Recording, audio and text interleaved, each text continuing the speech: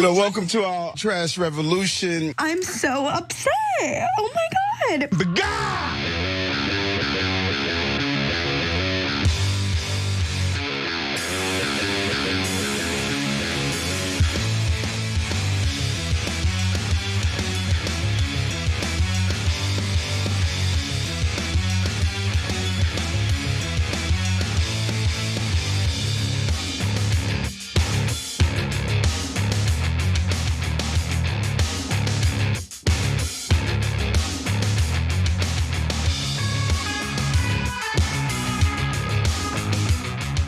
Welcome to TYT. This will be my last solo show of the week, but I'm very, very excited for Cenk to make his return to the show tomorrow. We've got a jam-packed show, as always, to look forward to today, though. We will start off with, I think, the clown of the day, right? I want to say a lighter story because today's rundown is a little bit heavy. We will be talking about the Pam Bondi hearing that took place before the House Judiciary Committee today. We're also going to talk a little bit about the latest in the Epstein files, the latest in regard to Israel, the United States, and the likelihood of us going to war against Iran, and a lot more to get to. I mean, I could do a tease. Do I really want to do it? I don't. I just want to get right to our next story. I want to get to our first story. Again, not the top story of the day, but I thought that we could start off with something, I guess, a little lighter. Take a look. The lyrics, from what we have seen from Bad Bunny, are very disturbing. I don't speak fluent Spanish, okay? I know how to ask where the bathroom is, but these lyrics, if it is true, what was said on national television, we have a lot of questions for the entities that broadcast this. And we'll be talking with Brendan Carr from the SEC about this. This could be much worse than the Janet Jackson wardrobe malfunction. Let's put it that way. But we saw a boobie. Like, we saw an actual boobie on television during the Janet Jackson debacle. And honestly, I'm not mad at it. I'm not mad at boobies. I don't think it's the end of the world. But like, we're opening an investigation into Bad Bunny's lyrics. Are we serious right now? Seems like this one Republican is. So turns out some Republicans are so up in arms about the Bad Bunny Super Bowl halftime performance that they are literally demanding investigations. And it's not an exaggeration, as you just saw from that video. So you just heard from Representative Mark Alford. He's saying that, he intends to speak with the FCC chair, the Federal Communications Commission chair, Brandon Carr, about whether rules were broken, okay? There was too much fun on that stage. Rules were broken.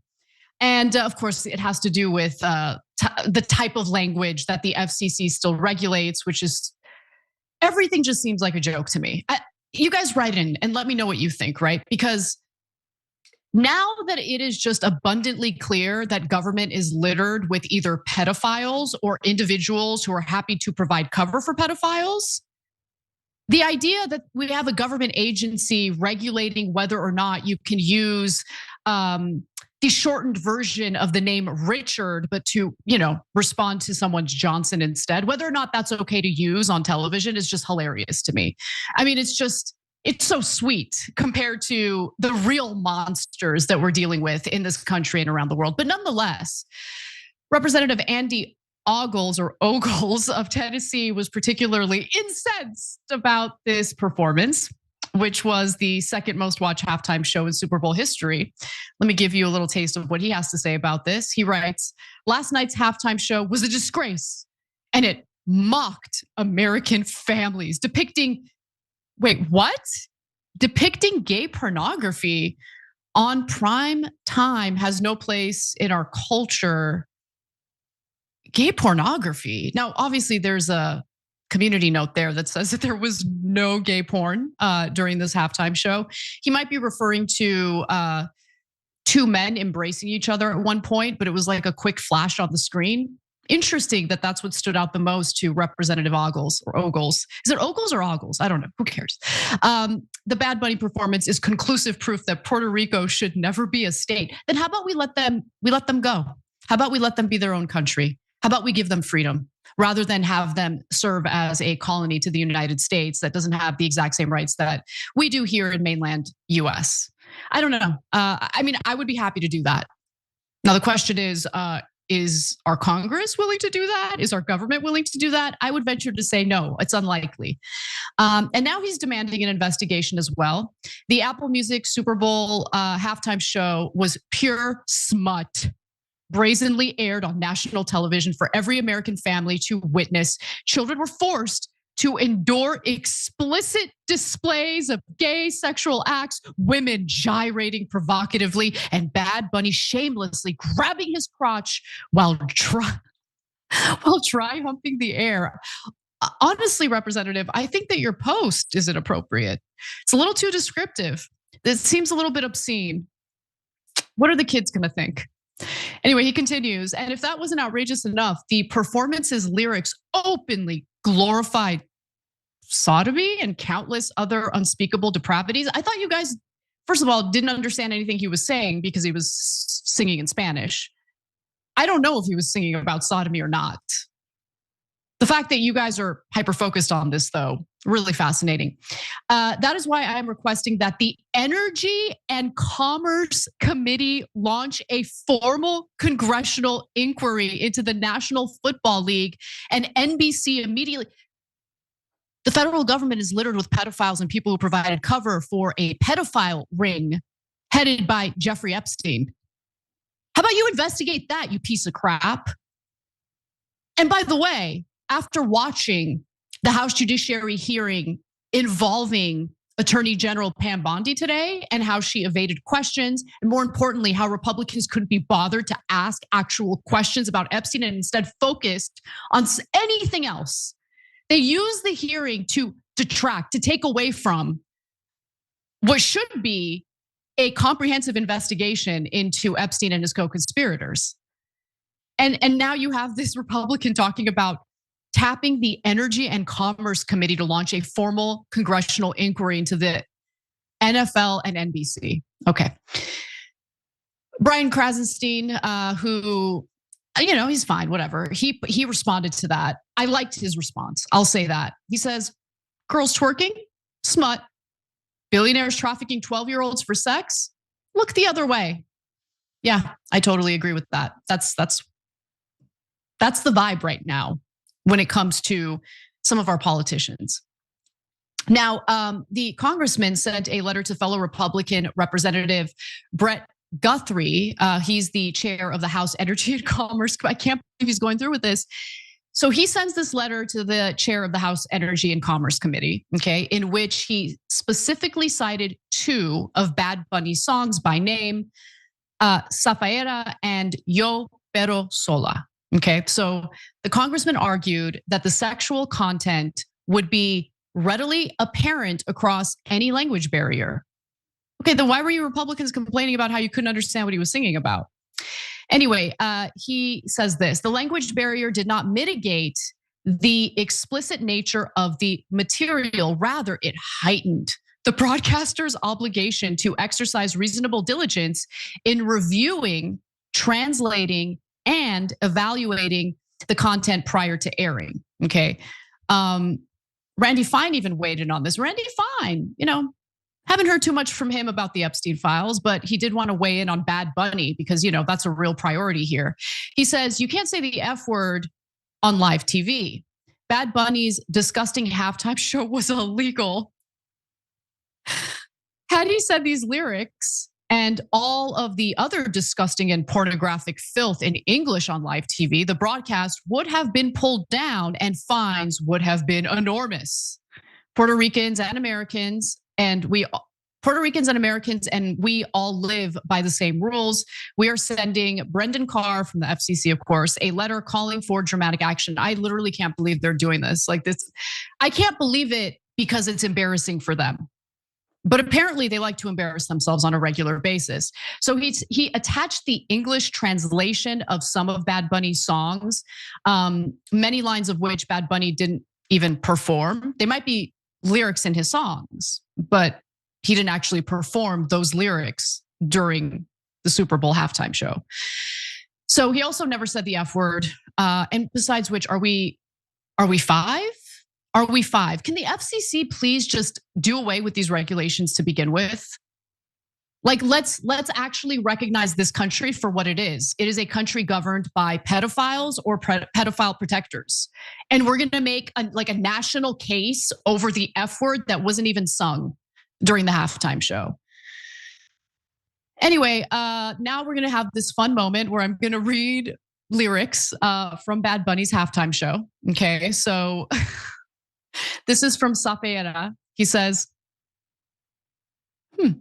my D is being chased and I want you to. Okay. All right. I'm being a child, I know. My D is being chased and I want you to hide it. Grab it like a bunga. She took a pill that made her horny. She F's in the Audi, not in the Honda. Okay. All right. Wow, I'm so scandalized.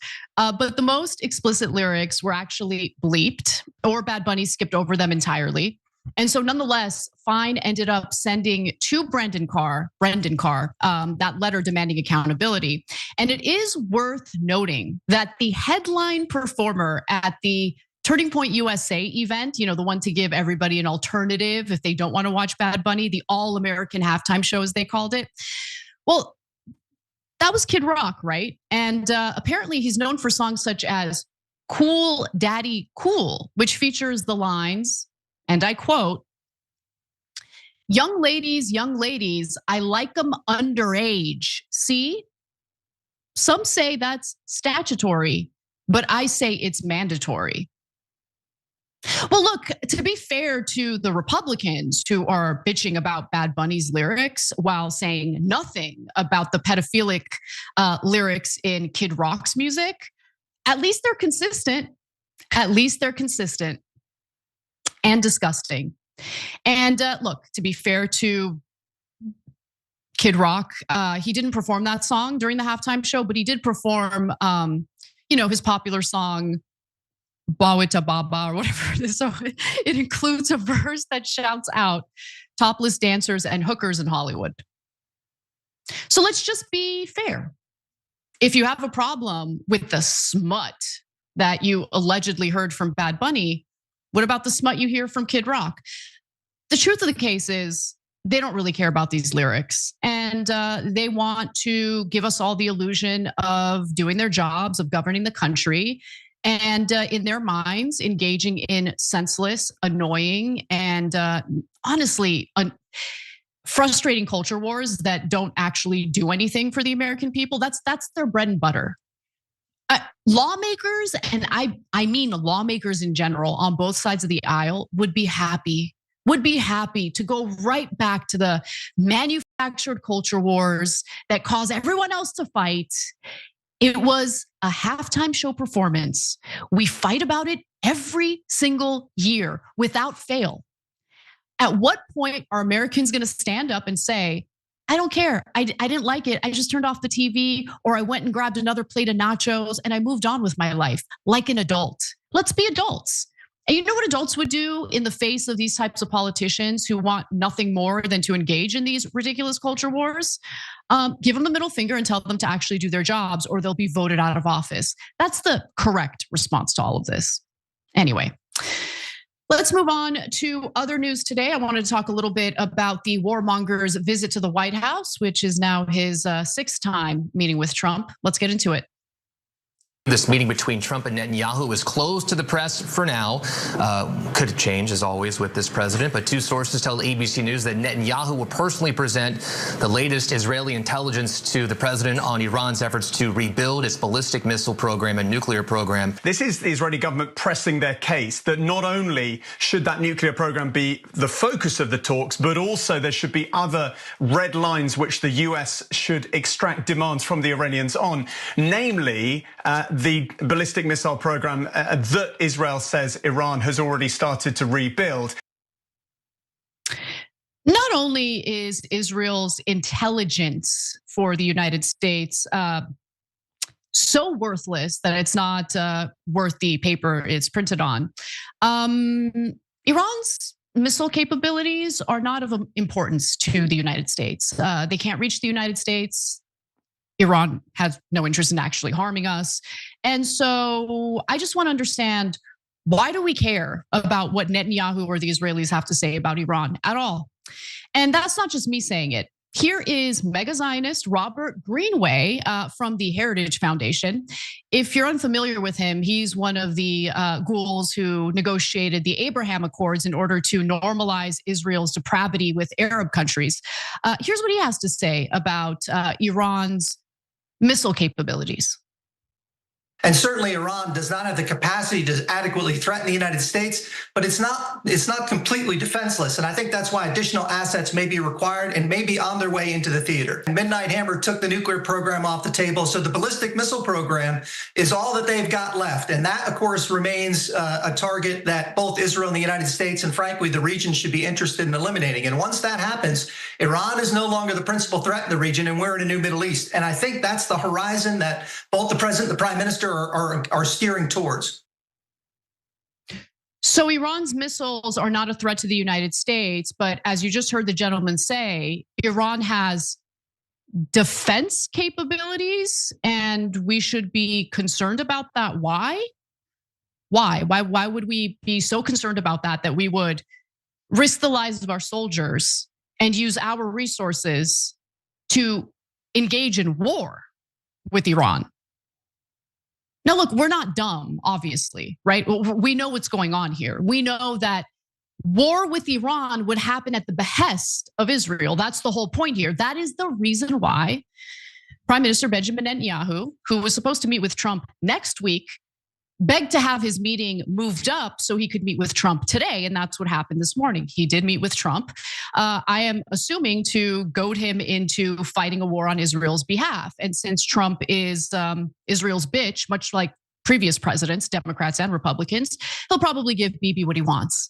Now, nonetheless, the prime minister is back in town. And here is what I think is really interesting here. So, according to the Jerusalem Post, they write, quote, "I will present Trump with principles for negotiations with Iran that are important, not only to Israel, but to everyone who wants peace and security," Netanyahu said, while boarding Wing of Zion, Israel's state aircraft. In my opinion, these are important principles for everyone who wants peace and security in the Middle East. Peace and security in the Middle East would require Israel to be put in its place.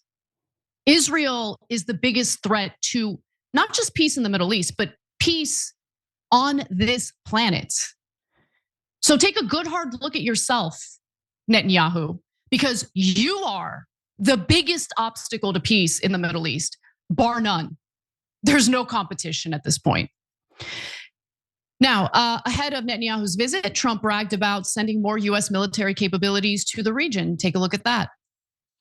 We have a massive flotilla right now going over to Iran. We'll see what happens. I think they want to make a deal. I think they'd be foolish if they didn't. I would say that I'd rather make a deal. It's got to be a good deal. No nuclear weapons, no missiles, no this, no that, all the different things that you want. So in other words, Trump is saying that he intends to send a second carrier strike group to the Middle East in preparation for war with Iran. And regardless of what Barak Ravid might have to say over at Axios, he wants us all to believe that there's daylight between Trump and Netanyahu. That's actually not the case at all. Here is more reporting from the Jerusalem Post. There are no significant gaps between Israel and the United States on negotiations with Iran. US Ambassador to Israel, Mike Huckabee, told the Jerusalem Post at Ben Gurion Airport before the Tuesday departure, meaning before Netanyahu left Israel on Tuesday to come persuade Trump to spill American blood and use American treasure on behalf of Israel. So that's the reality of the situation. Now, what do I mean when I say there's no daylight between the two? Trump likes to talk out of both sides of his mouth. It's the most annoying thing in the world, but I think the best way to handle that is, out of the two things he's saying, which one is worse? That's the one he actually means. And so when he starts his tough talk about how he's gonna crush Iran. That's what he actually means. Now, remember, this all started with the Israelis pretending like they were very worried about their safety, very scared about Iran potentially building nuclear weapons. Obama secures the JCPOA, the Iran nuclear deal, to ensure that Iran is not building nuclear weapons. Trump comes in 2018, rips it up. And suddenly we're hearing about the Israelis and how they want to move the goalposts. It's not just about nuclear war anymore that they're worried about. Now they're worried about missiles. Now, initially, Trump wasn't persuaded that it made sense to go to war with Iran because they have ballistic missiles. But lately, if you listen carefully to what he says, he does want to, get Iran to essentially give away their only defensive capability. So what? Israel can do whatever it wants in the region. And so the Iranians are like, no, our ballistic missiles are off the table. Thank you. We want to focus on the nuclear negotiations. And that's what allegedly took place between Steve Witkoff, Jared Kushner, and the Iranians this past weekend. They didn't reach a deal, but what's amazing to me is that now it's not just about the nuclear weapons or the missiles. There's something else the Israelis want the Iranians to give up. And I'm gonna tell you about that in just a minute. But before we do, I gotta show you this video of former US ambassador to the UN, Nikki Haley, losing it in her pants over the idea of going to war with Iran. Take a look. This is a legacy-defining moment for President Trump. Iran has never been weaker than they are right now. The key at the end of the day is no nuclear enrichment, no more ballistic missile or drone activity. You hear that? Nuclear weapons. Oh, you signed the JCPOA. Israel doesn't want peace. They want to go to war. They want regime change. Move the goalposts. Now it's nuclear weapons and missiles. By the way, Iran has not agreed to do anything that the West wants in regard to their missiles. But as you just heard from Nikki Haley, now drones are also included in this matter. So explain to me, if you can take a step back, whatever biases you might have in relation to this story, put it aside for 1 second and ask yourself, put yourself in the shoes of the Iranians. Would you think that the West is negotiating with you in good faith? Would you trust the West? Would you trust the United States? Because I wouldn't. And throughout everything that has happened, Iran is still willing to come to the table and try to reach a deal. I think any good faith that any country might have toward the US is just being destroyed every single day with these gross games that are being played. So even before meeting with Trump today, the Jerusalem Post reported that Netanyahu met with Steve Witkoff and Jared Kushner, plotting, of course, because they don't want peace, guys. I really do think that so far Trump had been saving time because he had used up so much of our military capabilities in the Caribbean, giving weapons to Ukraine. Obviously, we've given a massive stockpile of weaponry to Israel as well. I mean, are we ready to go to war? I doubt it. So I think that there's a lot of buying time taking place right now as we speak. I think that the war is inevitable. I really do. But I do want to just say one other thing, because look, the Israelis always get their way. They've bought our politicians or blackmailed them. So what happens if we're able to get through that war without too many of our soldiers dying? If we're able to, now we've already done a lot of damage to our debt, so it'll definitely get worse. But what happens after that? Will Israel finally shut the hell up and leave us alone? And the answer to that is no. And I turn to Colonel Douglas Macgregor, who was actually a foreign policy advisor to Trump in his first term. Obviously, he no longer is. But nonetheless, here he is talking about what comes next after Iran during his conversation on Deep Dive with Daniel Davis. What Americans need to understand, and I think people in the Middle East are beginning to figure out, is this is not the last step in the march to total and complete security, which equates to Israeli Jewish supremacy in the region, or Israeli hegemony, however you want to put it. this is not the last step, because once you have successfully destroyed Iran, you will have to turn your attentions to the destruction of Turkey. Now, Turkey, as they call it now, is standing on the sidelines, but they're not stupid. They understand what's really happening. They understand what Israel's goals are, and they've already concluded, I think, that they are inevitably going to come to blows with Israel. That is true. And I know it's true because of what I read in Israeli publications, because I pay attention to what Israeli politicians say out loud in Hebrew, but it's transcribed and I know what they're saying. They're already fear-mongering about Turkey. And you think Israel is gonna go to war with Turkey on its own? I mean, it can't go to war with the Houthis on its own. Israel would cease to exist without the US bankrolling that country and providing arms to that country. So buckle up, America. Unless we defeat this Zionist regime that looks down their noses at us and just uses us as their ATM machines, we're just gonna be in perpetual war on their behalf until there's nothing left in this country. We're already $38 trillion in debt. We can't afford this, we shouldn't do this, but we're gonna do it anyway because our system is corrupt, our politicians are bought, and we are not governed by the people that we elected. We're actually governed by the people who bought them. That's the reality. We'll be right back.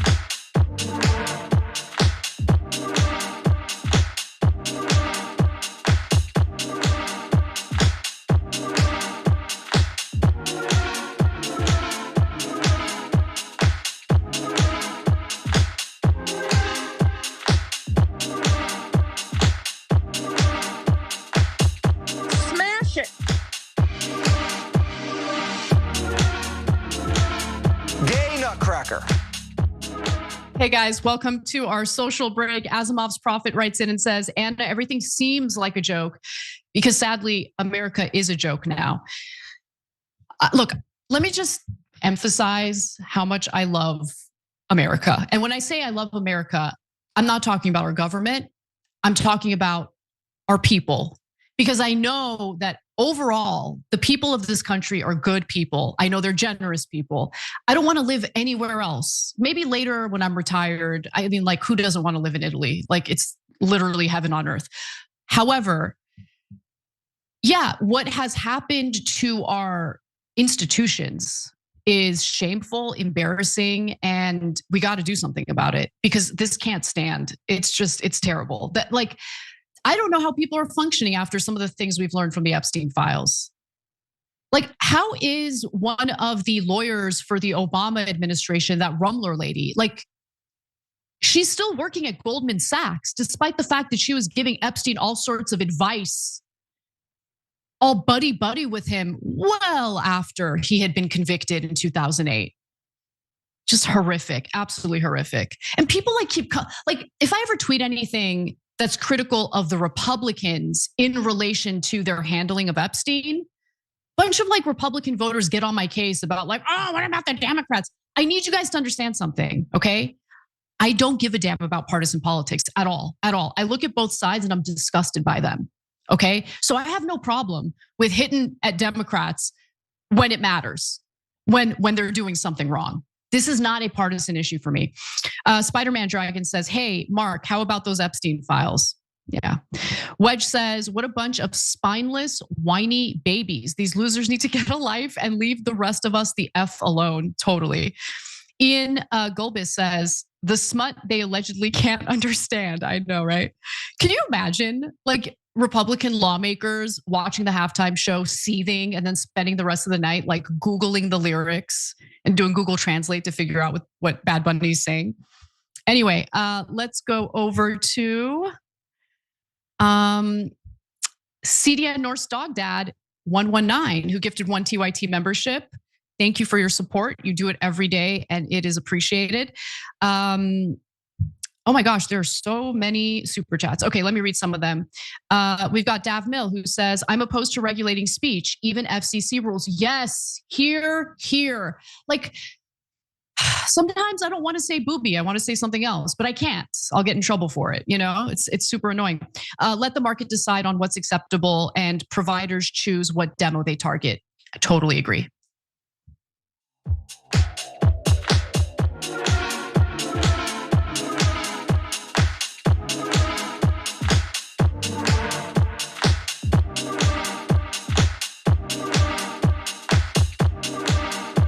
Gross.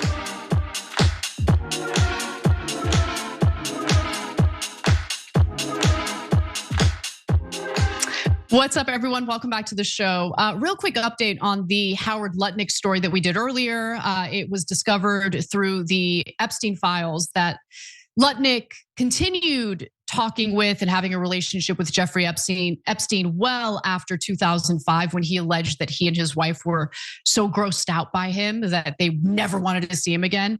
Well, there was a hearing yesterday, and during that hearing, he confessed that, you know, the two continued speaking. That he did in fact visit Epstein's island with his wife and kids in tow, allegedly. That's what he alleges. These people are gross. Immoral.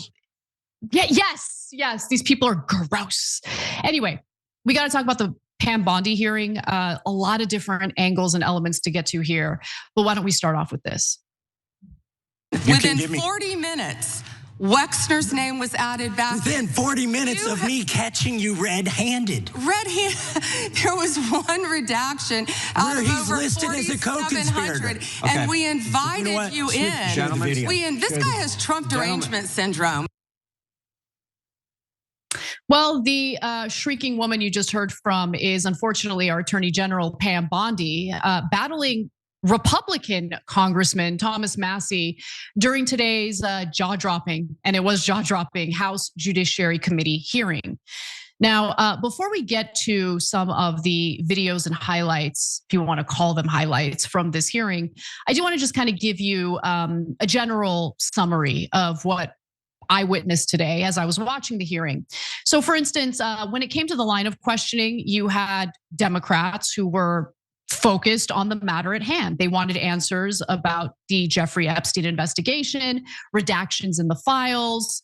There was a lot of focus in their questioning on Donald Trump specifically, which I wish they expanded their horizons a little more. I'm not saying that because I think Trump is like a goody two shoes and there isn't potentially criminality or wrongdoing in the files. But put that aside for a second. This story has to be treated as something outside the realm of partisan politics. If our lawmakers are simply using this, they're weaponizing this for their own political purposes, that is a problem. Because there are plenty of people who are, let's say, mega donors to the Democrats, like Reid Hoffman, for instance. He is implicated in these files. So please don't weaponize this as a partisan issue. This is a serious issue. And usually when something serious gets politicized in this manner, it also, unfortunately and tragically in this case, normalizes the predatory behavior. And I don't want that to happen. I want our society, or at least I want to live in a society that understands the severity of what's going on here. Now let's turn to Republicans, because they really demonstrated who they really are today. Because if they don't want to appear as though they are part of any cover-up, they did a poor job today. They didn't want to ask questions about the Epstein files. They wanted to ask questions about literally anything else but the Epstein files. Okay, there was one Republican lawmaker who asked about something that's happening in some small town. I don't care. Not that I don't care about that small town. I don't care about it in the context of a massive pedophile blackmail ring that our government covered up for decades. That's what I want to hear about. And Bondi was evasive, combative, unprofessional, and unbelievably embarrassing. Okay, now, with that out of the way, Epstein survivor Marina, Lacerda, told the press after the hearing that she was unhappy with how things went down. She said, quote, "We expected more. She really," meaning Pam Bondi, "dehumanized us today. I think she has become a circus act, and I agree." Nothing makes that clearer than some of the exchanges she had. Why don't we start off with Congressman Thomas Massie, who had fought tooth and nail to get these files released. Now, he hammered Bondi for failing to properly redact the names of the Epstein victims. And in the meantime, of course, the DOJ did a great job redacting the names of the perpetrators or potential perpetrators, the individuals who were, emailing back and forth with Epstein. So let's take a look at how that interaction went down. To my right is an email that was sent by the victims' lawyers to the DOJ. It was a list of names not to redact, a list of names not to release. What did the DOJ do with this email? They released this email in the document production. Literally the worst thing you could do to the survivors, you did. And they're getting phone calls. A lot of these people didn't want to be known. And we know you touched the document because you redacted one name and you redacted the lawyer's name, but you left the survivor's name there. The next document I want to show you, that was in the title, the victims' survivors' names, all right? The title of this one is Child Sex Trafficking, Co-Conspirators, fully redacted. So you guys understand the weight of what we're dealing with here, okay? We're literally talking about survivors who were preyed upon when they were children, okay? So any effort to deviate from this topic at hand makes the lawmakers engaging in that super suspect. Now, obviously, Thomas Massie doesn't fall in that category. He has been one of the most vociferous fighters on behalf of the survivors here, and I'm grateful for that. But here's what went down when Massie asked Bondi about the bungled redactions. Take a look. I have several questions for you. Who's responsible? Are you able to track who in your organization made this massive failure and released the victims' names? Are you able to track who it was that obscured Les Wexner's name as a co-conspirator in an FBI document? Do you have that kind of accountability? I believe Wexner's name was listed more than 4,000 times. Yeah, I already told you that. This is where he's listed as a co-conspirator. Can I finish my answer? Come on, let me finish my answer. We corrected that within 40 minutes. He was already, you're acting like everybody's trying to cover up Wexner's name. Chairman, may I give my answer on that? It's a political joke, and I need to give my answer on that. We'll let the Attorney General respond, and then the gentleman can move to his next question. It's my time. Within 40 minutes, you asked me a question. Within 40 minutes, Wexner's name was added back. Within 40 minutes of me catching you red-handed. That's right. After Thomas Massie drew attention to it, that's when the name was unredacted. Les Wexner's name was unredacted. By the way, I'm past the redactions, unredacted. Like, why is he not detained? That's what I want to know. Why isn't that man currently being investigated by our DOJ? I don't understand. He's all over the Epstein files in incriminating ways.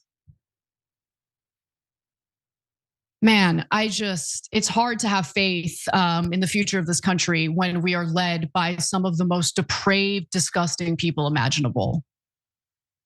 What was going on prior to this whole debacle when our Attorney General was engaging in this theater where she pretended like she cared about the victims? What was that about? Was that just meant to entice Trump voters, well-meaning Trump voters who wanted justice? Was that what it was all about?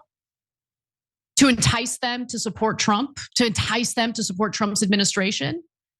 But when push comes to shove, Bondi is unwilling to do the right thing and bring these people to justice. I mean, she is busy, to be fair, very busy trying to prosecute Trump's political opponents. That takes a lot of time. But in the meantime, it would be great if we had maybe a modicum of concern for the survivors here. And more importantly, a modicum of concern for the future of this country and potential victims that could be victimized as a result of these disgusting pedophiles being free. There was a lot more from the hearing that we're going to get to, but I run a tight ship, okay? We're gonna go to break. We're not gonna do it late. And when we come back, we'll get to more of these moments from the hearing. I don't wanna call them highlights because it was an abomination, but nonetheless, we'll be right back.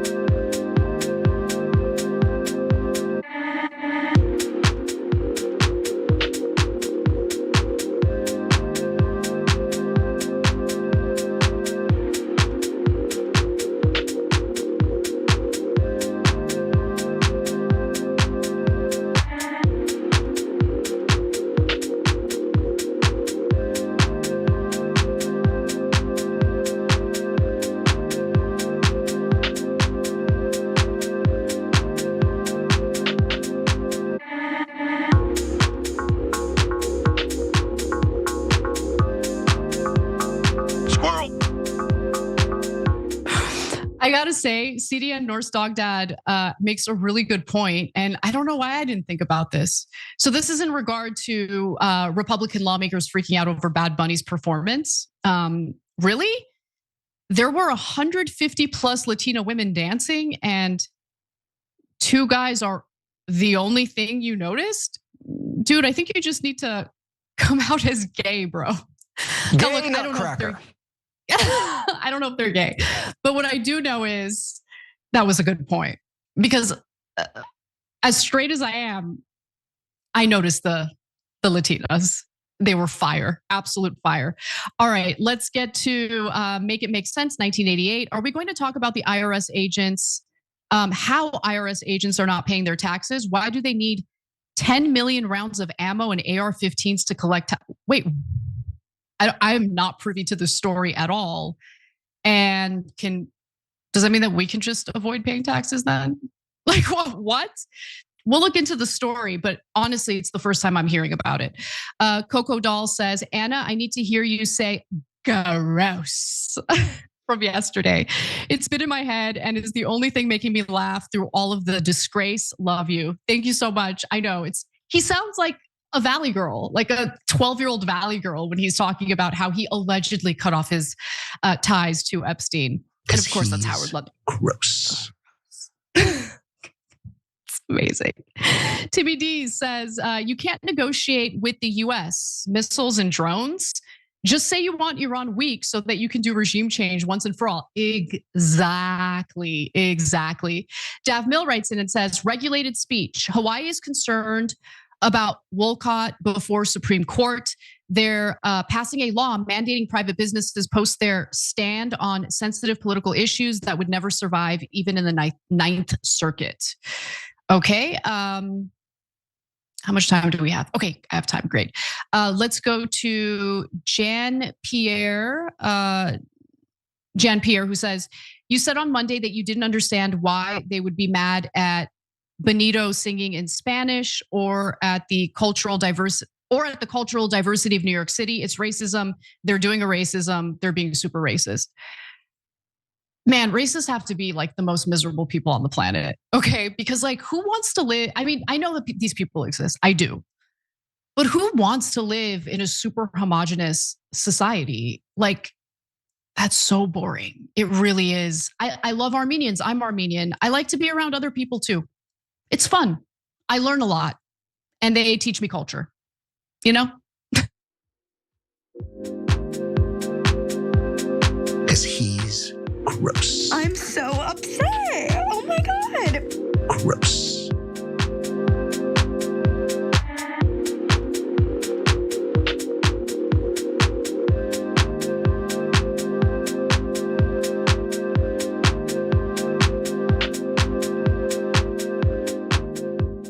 Listen, everyone, I know a lot of you've got your day jobs, you're working real hard, but you might be looking for a little side hustle, right? Maybe some of you ladies want to sell preserved flower bouquets. I didn't make that up. I actually like to make those bouquets myself, but I don't sell them. And if you're wondering, all right, how do I get started with a business? I need a website. I need a way of selling what I am making, what I'm producing. Well, we've got a new partner. And it might be relevant for you. So launching something new can be scary, but having the right tools can make all the difference. If you're launching a new business, Shopify is here to help. What if I can't build a good-looking website? Well, Shopify has hundreds of templates. I love templates, okay? They streamline things, make things very easy. And these templates can help you build a beautiful online store that actually matches your brand. And the best part is their iconic purple Shop Pay button. It's why Shopify has the best converting checkout on the planet. So if you're interested in learning more, sign up for your $1 per month trial today at shopify.com/TYT. That's shopify.com/TYT. All right, let's get to the rest of today's hearing with Pam Bondi. To the survivors in the room, if you are willing, please stand. And if you are willing, please raise your hands if you have still not been able to meet with this Department of Justice. Please know for the record that every single survivor has raised their hand. Attorney General Bondi, you apologized to the survivors in your opening statement for what they went through at the hands of Jeffrey Epstein. Will you turn to them now and apologize for what your Department of Justice has put them through with the absolutely unacceptable release of the Epstein files and their information?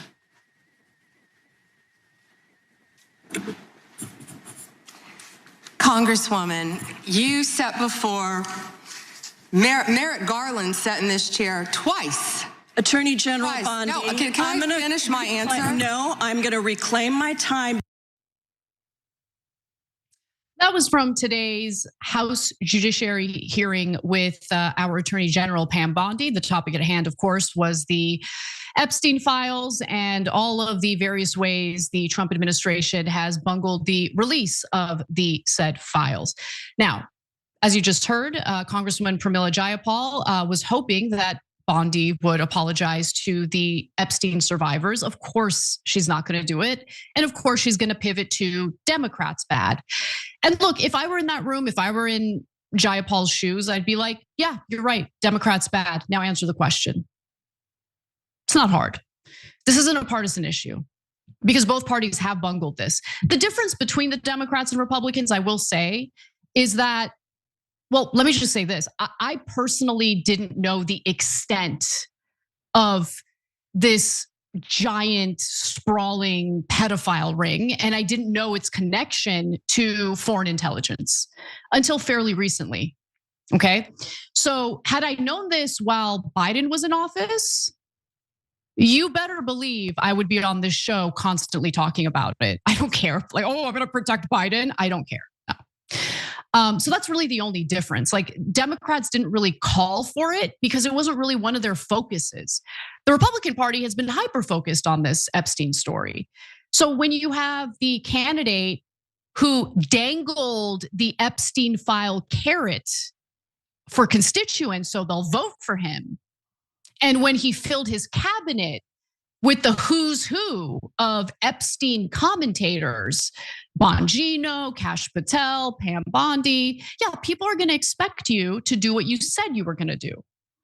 And the fact that it's been very clear that this administration could not care less about the actual survivors. Yeah, that has led to a lot of fury, a lot of anger, a lot of upset. But here's what's also really fascinating. We learned during this hearing that Pam Bondi had certain notes, and she wasn't savvy enough to keep those notes under wrap. So there were reporters, journalists on the scene. They took a picture of her notes, and you're about to find out what those notes were. Take a look. Another photograph for you to take a look at. These are notes that the Attorney General brought to the hearing today. Okay, it was captured by a photographer who was in the room. And this shows a list of Democratic Congresswoman Pramila Jayapal, you saw her in some of those clips, of her search history. And this, of course, lawmakers are allowed now to go to a DOJ facility, to sit down at a computer and to search unredacted files. We have learned from this photo that the searches that members of Congress are performing are apparently being tracked and then read by the Department of Justice, by the Attorney General. A little questionable when the Attorney General is more concerned about the Epstein file search history of our lawmakers as opposed to, investigating the various co-conspirators who are emailing back and forth all sorts of disgusting garbage with Jeffrey Epstein, before he was finally arrested and then very likely murdered in prison. Very likely. Although there's some indication that he might not have even been killed. There's some indication that there was a body, like there was a decoy used. I mean, these files are outrageous. And I wish we had a little more clarity, a little more of an investigation into what the reality is. But here's the thing, like you have to realize that these people don't really care to get to the bottom of anything. Bondi is more concerned about ammo to fight her political opponents. That's the most important thing in the world. But protecting Americans and especially American children, not really the most important thing on her mind right now. I mean, they'll pretend they care about predators whenever they're trying to convince us all that all these people who are in the country, all these immigrants are all dangerous rapists. But do they really care about rape? Because it doesn't seem like they care about rape at all. Anyway, so that's what went down between Pam Bondi and Pramila Jayapal during this hearing today. This was again before the House Judiciary Committee. Now I want to reset and talk a little bit about some of the other antics that we witnessed. So during today's hearing featuring Attorney General Pam Bondi, this was before the House Judiciary Committee. They were asking or supposed to ask questions about the Epstein files. Something really interesting happened between Congressman Jerry Nadler, Democrat. He asked Bondi how many times Epstein co-conspirators, or how many Epstein co-conspirators she is investigating as the top law enforcement official in our land. Take a look. How many of Epstein's co-conspirators have you indicted? How many perpetrators are you even investigating?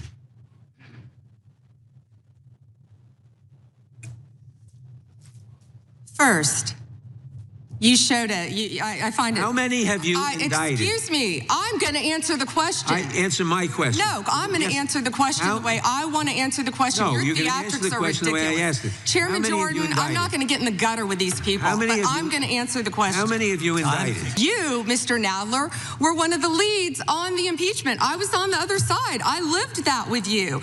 During impeachment, you said the president conspired, saw foreign interference in the 2016 election.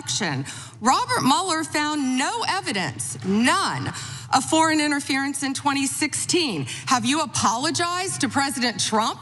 Have you apologized to President Trump, all of you who participated in those impeachment hearings against Donald Trump? You all should be apologizing. Really? We're gonna talk about Russiagate in this context?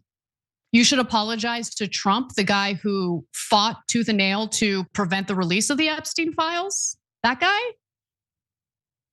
Can we move on to what we're actually supposed to be talking about here? She never answered the question. And that's the amazing. I'm going to answer the question by immediately pivoting to Russiagate. Okay, all right, very cute. Now, that wasn't her only moment of crashing out. I want to show you another moment where she decided to deviate from the topic at hand to talk about the Dow. Take a look.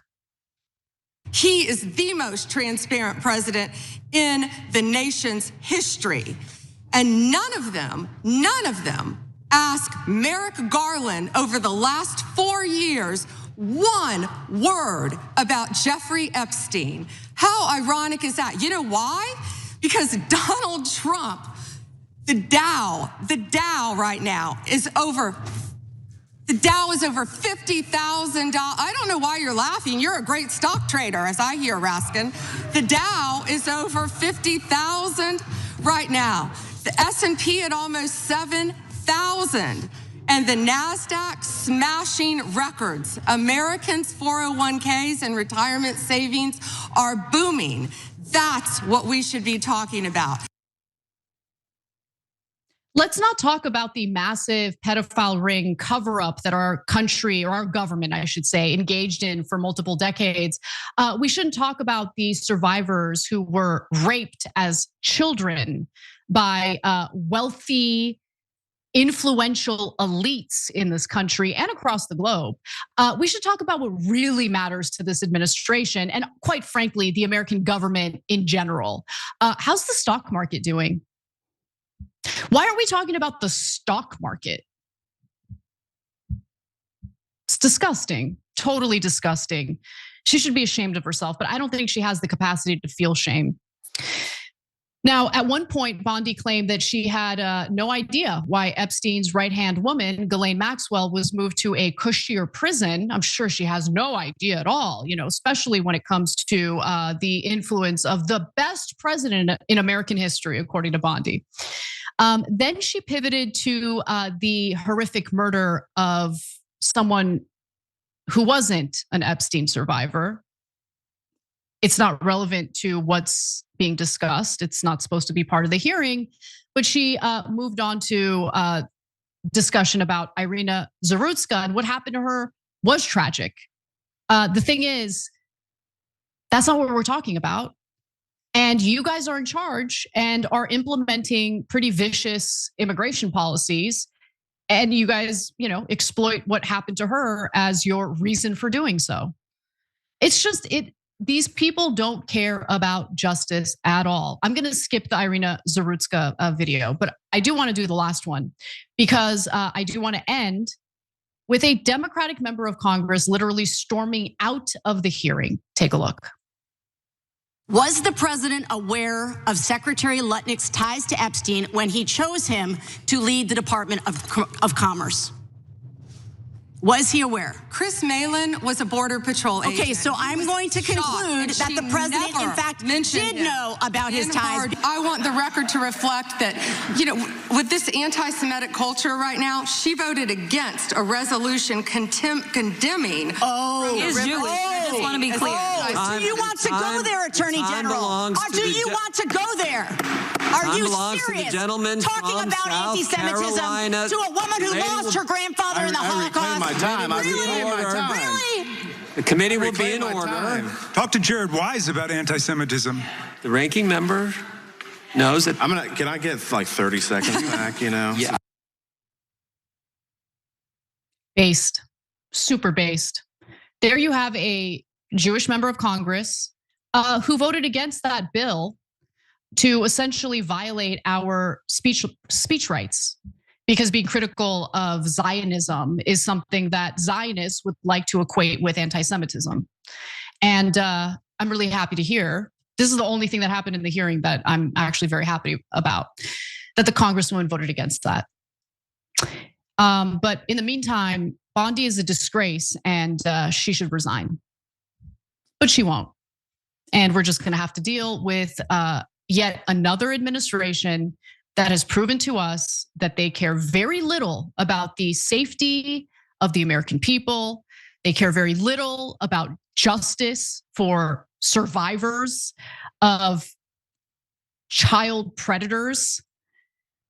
It's gross. and it should be called out for what it is. Anyway, that does it for our first hour.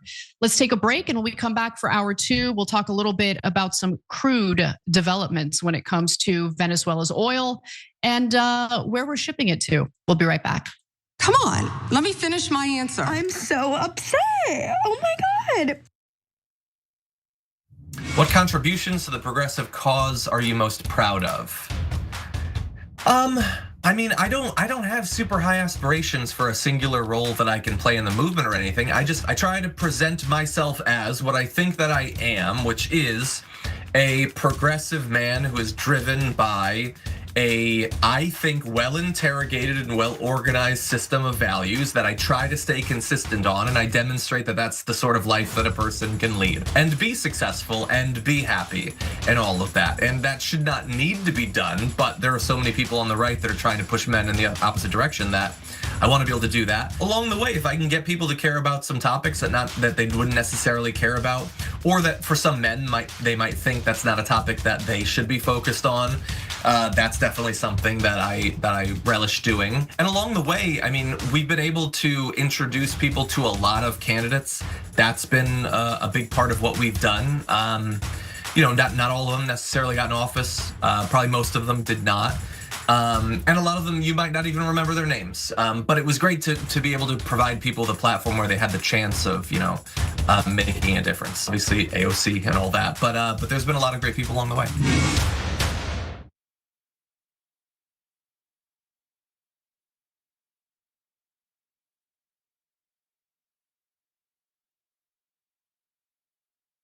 In the bonus episode for the members, we do some inside baseball. We're gonna look at John's desk. Nice little spaceship here. Nerd. But it is kind of look cool. Who has Legos? Oh no. He's taking apart a keyboard. Who has a mouse pad that's this big? He's got a dog with a nose that you can hang something on. You know what this desk screams to me? Nerd. And that's how we like him. We love Johnny Pie. He's got his own personality like everybody does at TYT. Come meet us all in the bonus episodes. TYT.com/team. David Sorrell, Nina Turner. Adam Green drop by. Charlemagne. Congressman, great to have you. It's great to be with you, Jack. Your show is a great thing. You're informing people. A lot of the shows that I live on, my CNN, my MSNBC, and even Fox, and any of the other shows, NPR, they are so quick to decide that they know what this building means today. The one thing that I hate that politicians do, they talk about the people they should be talking to. Do they have any idea that they're the establishment and that they're hated, or do they not realize that at all? People are so deeply in their little universe. I think it's very easy to not really question what you're doing. Voters have a right to ask questions of any nominee, whether they're independent, Republican, or Democrat. The system is duopoly that suppresses competition. How is it the year 2024 and we're still like, maybe they'll talk about paid medical? Like how is that like at one level it's like, this is what we're talking about now. You're like, it's 2024. And that's always been the critique, that your critique of us is, well, you guys give good speeches, you put out good tweets, but you're not wielding actual power. Now we're starting to. My favorite news platform by far. It's not even close. It's about a country and a principle, and that's what you and I both work to achieve. And I'm so glad that at least half the battle has now been won. If you want to go really hear what's going on honestly, you should tune into the Young Turks. Thanks for doing such a great job. Please keep it up. Hang tough. Yeah. That makes me so happy. Oh, I like making you happy. I didn't know about that. This is a happy Anna Kasparian. What's up? You're welcome, YouTube. Join the Dragon Squad by becoming a YouTube channel member. Click the join button below or sign up on tyt.com/join to get access to fun emojis, a member-only chat, exclusive shop TYT designs, ad-free watching, and so many other amazing perks. Plus, you get bragging rights for being part of the coolest community on the internet and help us drive real positive change in the world. The Dragon Squad awaits, so join today.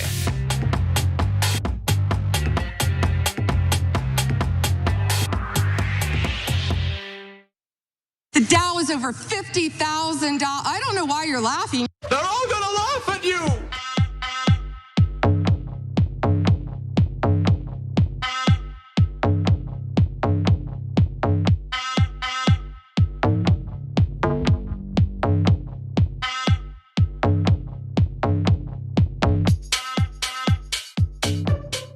Welcome back to the show, everyone. I'm Anna Kasparian, and for our members-only bonus episode today, which I'm really excited about, I want to share with you a new discovery of mine, and that discovery is pretty loathsome person from the UK who I was blissfully ignorant about until yesterday. Her name is Lady Victoria Hervey. And I'm going to show you some videos about what she has to say about Epstein, the man formerly known as Prince Andrew, who she dated in the late 1990s.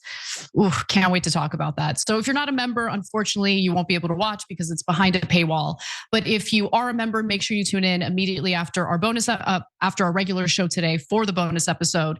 And if you're interested in becoming a member, you can do so in two different ways. You can either hit that join button if you're watching us on YouTube, or you can go to tyt.com/join and become a member that way.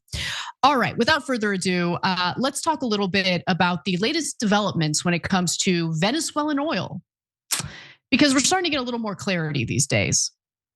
Turns out that Netanyahu, the Israeli prime minister, was very supportive of the US potentially going to war with Venezuela, but more importantly, essentially kidnapping the leader of Venezuela, Nicolas Maduro.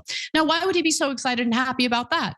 Well, it turns out that Israel will be receiving its first crude oil shipment from Venezuela in decades. The last time they did so was 2009.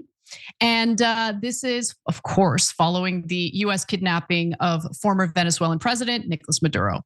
Now, according to Bloomberg, which broke this story, the cargo is being transported to Bazan Group, Israel's top crude processor. People with knowledge of the deal said, asking not to be identified because the information isn't public. Now, Bazan operates the largest oil refinery in Israel. It is located where my maternal grandmother was born, Haifa, Palestine, as her birth certificate notes. Now, Venezuelan officials are denying the shipment, likely because they're embarrassed, but there's no indication that Bloomberg reporters are lying about this. Like, why would they lie about it? That's ridiculous. I totally believe it, especially when you think about how supportive Israel was of the US actions against Venezuela earlier. Now, last year, during the 12-day war between Israel and Iran, the Bazan facility was constantly targeted by Tehran's missiles. One of those missiles managed to hit a building within the facility, causing the death of 3 employees, later identified as Avraham Daniel, Igor Fradkin, and Yuri Levy. And currently, Israel's political leadership is egging on more war with Iran. So congratulations to the people of Israel. Now, prior to Maduro's capture, much of Venezuelan oil was sold to China. But things have changed. Following the abduction of Nicolas Maduro, Venezuela is forbidden from exporting its oil to China. And now it's being sent to India, Spain, the United States, and of course, Israel. And when the cargo arrives, it would mark the first shipment of its kind since 2009, when then President Hugo Chavez severed his ties with Israel. Now, why did he do that? Because he saw Israel for what it is, an immoral regime that carries out atrocities, kills innocent people, and steals land. So Venezuela broke all diplomatic ties with Israel, condemning its actions in the wake of the 2008-2009 Israel-Gaza war. This was the war before the genocide.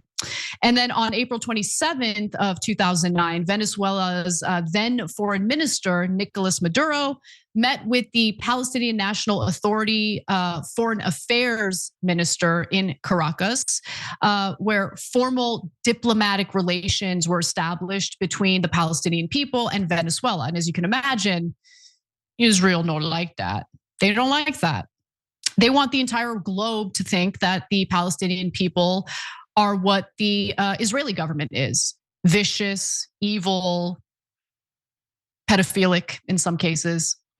Now, funds from Venezuela's oil sales are deposited into a restricted account in Qatar, subject to US approval to pay public sector salaries and essential services. Last month, Caracas received $500 million from its first oil sale under the US brokered agreement.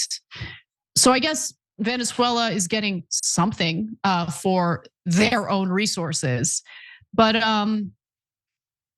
the US intervening on behalf of Israel all around the globe costs money, creates enemies and hostilities toward the United States. But I guess it's okay as long as precious Israel gets its crude oil. Moving on to other news today, let's talk a little bit about this. You can refuse illegal orders. You can refuse illegal orders. You can't have a soldier out on the battlefield or conducting a classified order questioning whether that order is lawful or whether they should follow through. A person familiar with the proceedings tells MS Now that a federal grand jury in Washington, D.C. has declined to indict the 6 members of Congress, among them Senator Mark Kelly of Arizona, Senator Lisa Slotkin of Michigan, on charges of seditious conspiracy today, Tuesday.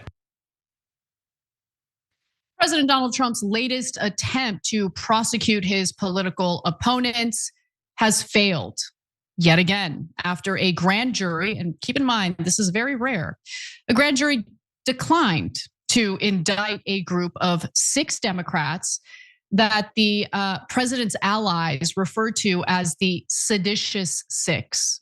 Turns out they know alliteration. Congratulations. Now, the whole situation stems from a video that these Democratic lawmakers had uploaded online directing military personnel to refuse illegal orders from the Trump administration. And look, honestly, I didn't love the way they carried this out. I thought that it was, first of all, they weren't being specific. Like, okay, you're talking about illegal orders. Be specific about what you mean when you say illegal orders and defend that. Defend what you're doing when you go on to, cable news or do the press tour about this. I just felt like they thought they did something and really it just wasn't executed well. And all it did is attract the ire of Donald Trump, who wanted to prosecute them for this, literally. By the way, the military and our soldiers have the right to refuse to carry out illegal orders from the president of the United States. Hopefully they all know that. But the video was posted to Democratic Senator Elisa Slotkin's X account, and it featured Senator Mark Kelly, Representative Chrissy Holohan, Representative Chris DeLuzio, Representative Maggie Goodlander, and you also had Representative Jason Crow. Now, all of them had either served in the military or a national spy agency, either the CIA, FBI. You get the picture. Take a look. This administration is pitting our uniformed military and intelligence community professionals against American citizens. Like us, you all swore an oath to protect and defend this Constitution. Right now, the threats to our Constitution aren't just coming from abroad, but from right here at home. Our laws are clear. You can refuse illegal orders. You can refuse illegal orders. Okay, so again, I don't necessarily have a problem with them doing this. It's just that they should have thought it through a little better. It comes across to me as we want to engage in a little bit of theater, and I'm honestly tired of theater. Okay, I want actual strategy. I want a well thought out plan, and I want that to be executed. That's honestly not what happened here. But putting that aside, you don't have to agree with the message of the video or how these Democrats went about this. However, Trump absolutely went off the rails after he saw it, calling their actions seditious and deserving of the death penalty. Deserving of the death penalty. If the allegations against Leon Black, a financier from previously Apollo Group, if the allegations that he raped a 16-year-old girl with autism and Down syndrome end up to be true, those are the types of people that should be executed. Okay? But anyway, he also wrote on social media, seditious behavior, punishable by death. And days following the post, the 6 Democrats disclosed that the FBI had contacted the House and Senate sergeant at arms, requesting interviews with them, indicating that a criminal investigation was underway. Kelly is also facing a separate investigation by the Pentagon into what military officials described as serious allegations of misconduct. Okay, now we're learning that there actually won't be criminal investigations for most of these folks. Now, Mark Kelly is a separate case. We'll get back to him in just a minute. However, according to the New York Times, the US Attorney's Office in DC, led by Jeanine Pirro, of course, authorized prosecutors to approach a grand jury and request an indictment. And honestly, usually the grand jury abides. Usually the grand jury will agree to charges, indictments. But that didn't happen here, okay? So prosecutors argued that the lawmakers had violated a statute that forbids interfering with the loyalty, morale, or discipline of the US Armed Forces. That's what they claimed the lawmakers were up to. That's what they claimed they were doing. But according to 4 people familiar with the matter, the grand jury just forcefully rejected this bid. Keep in mind that, again, these grand jury rejections are exceedingly rare, in part because the grand jury process is designed to favor the prosecutors significantly. I'm not kidding. So the suspect, for instance, in this case, the lawmakers are not allowed to provide a defense.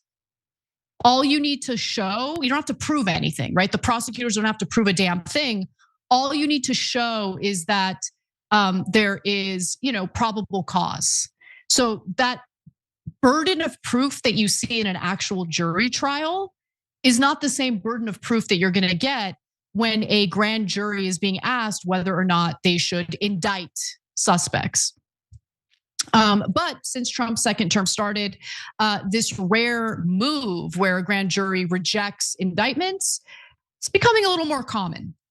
So the New York Times reported last year in September that ordinary people serving on grand juries have repeatedly refused in recent days to indict their fellow residents who became entangled in either the president's immigration crackdown or his more recent show of force. It has happened in at least 7 cases, including 3 times for the same defendant. And of course, the number has only increased since last September, right? Including with this latest case involving these lawmakers.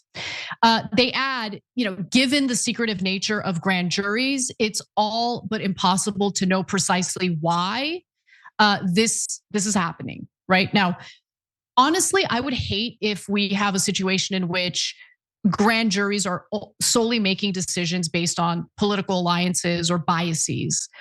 There's no indication that happened here, by the way. I mean, I think most reasonable people would look at the allegations made against these lawmakers and roll their eyes. But I also do not want to live in a world where individuals who are accused of wrongdoing, and there's significant evidence of wrongdoing, don't end up getting indicted because the grand jury just is more concerned about, partisanship or political alliances.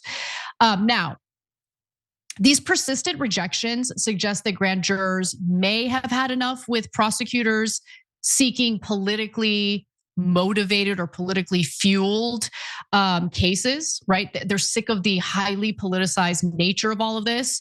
But this isn't the end for Mark Kelly, as I mentioned earlier. So Pete Hegseth, the Secretary of War, as it's called now, issued a formal letter of censure just last month and is basically seeking to reduce Kelly's retirement rank as a Navy captain. Just petty stuff. And a federal judge is expected to rule in the case, which is separate from everything else in the coming days over Kelly's participation in the video. So there you have it. That is the update on that story.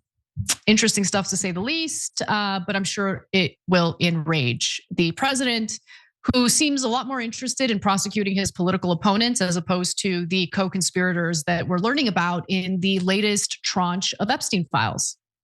That's what we're dealing with. So let me know what you think. I'm gonna read your comments in this next break. And when we come back, I wanna talk a little bit about, let's see. Oh, I got an update on the Tulsi Gabbard story. So remember when Fulton County, Georgia's election facility was raided by the FBI? We've got an update that you don't want to miss. We'll be right back. I'm going to answer the question.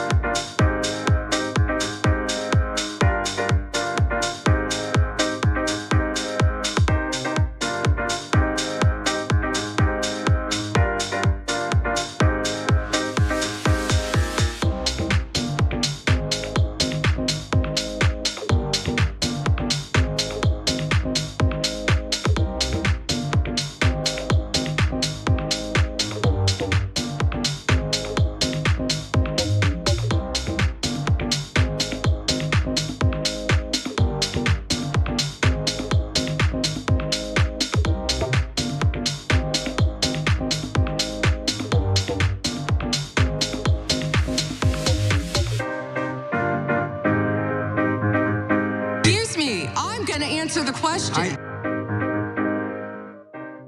Dav Mill writes in and says, what are the chances of a full public audit of where all the money went to and why 4 California's homeless programs, hold on, let me read this again. I think there's a typo. Audit of where all the money went and why 4 California's homeless programs with the idea of prosecution for fraud. Okay, I know what you mean. Let me just say, I want to be very clear about this. I do want these nonprofit homeless providers to be investigated, and anyone convicted of fraud should face severe punishment. Okay, look, the thing that drives me nuts is like the people who think like, oh, Anna hates the homeless population because I rail against these nonprofits that steal our money and don't help the homeless. Okay, and I wonder how many of these lefties attacking me either have family members, friends, or they themselves, okay, are part of that grift of stealing taxpayer money while pretending like they're helping homeless people. Because that's a very real problem, very real problem. I'm sure it's not just in California either.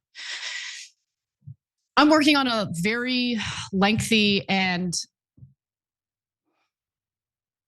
let me just say, journalists are amazing people, like actual journalists are amazing. The work they do is very difficult. One of the investigative pieces I'm working on right now out of California has to do with the state's Medi-Cal system, which is California's version of Medicaid, which obviously I'm very supportive of, and I would like to see it funded even more. However, yeah, there's been a lot of fraud when it comes to that program, and I'm furious about it because the state auditor's office has to put out annual, or I think it's every 2 years, reports about various state government agencies. And if they are at high risk for fraud, if they're vulnerable for fraud, they will be added to the state auditor's list. The Medi-Cal system has been on the state auditor's list since 2007. 2007. Anyway, you're gonna read my piece when I publish it, okay? So just get ready for that. I'm already up to like 3,000 words, which is insane.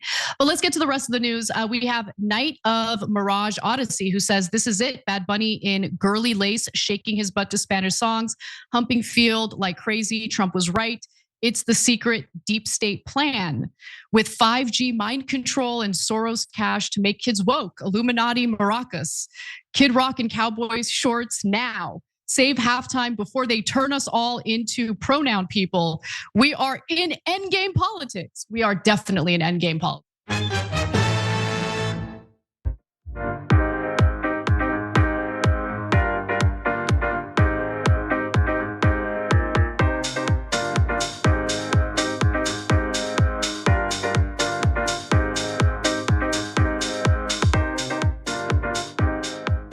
All right. This is how I know I love our audience, because sometimes they're very naughty, okay? And I love being naughty on this show. I love saying things that you're not supposed to say because it's considered uncouth or whatever. But I'm gonna read one more super chat here. Actually, I'm gonna read 2. The first one is from November 1775, Jim, who says, damn, Anna, I know you don't like doing ads, but you almost made me want to open a business just to go to Shopify, LOL. Hey, marketing team. Put that in your books, okay? Put that in your books. I want to raise next year.